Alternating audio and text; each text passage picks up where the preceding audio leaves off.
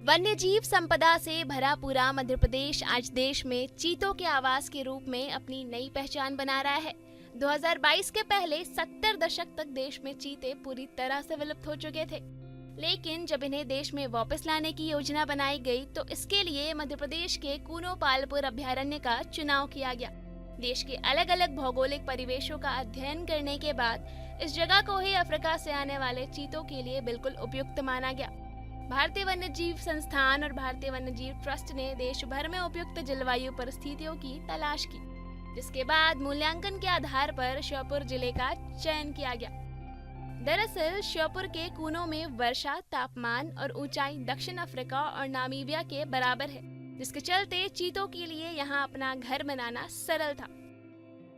इसके अलावा कूनो में शिकार की प्रजातियों की एक विविध आबादी है, जिसमें मोर, जंगली सूअर, हिरन, लंगूर, चीतल, सांभर और नीलगाय भी शामिल है।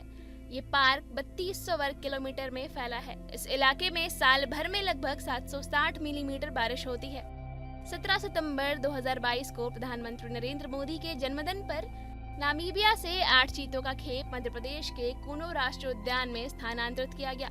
इस खेप में 5 मादा और 3 नर चीतों को लाया गया था।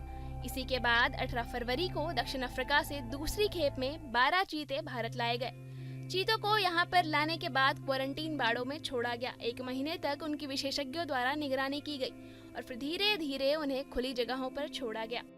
साल 1952 में भारत में चीते की मूल प्रजाति को विलुप्त घोषित कर दिया गया था।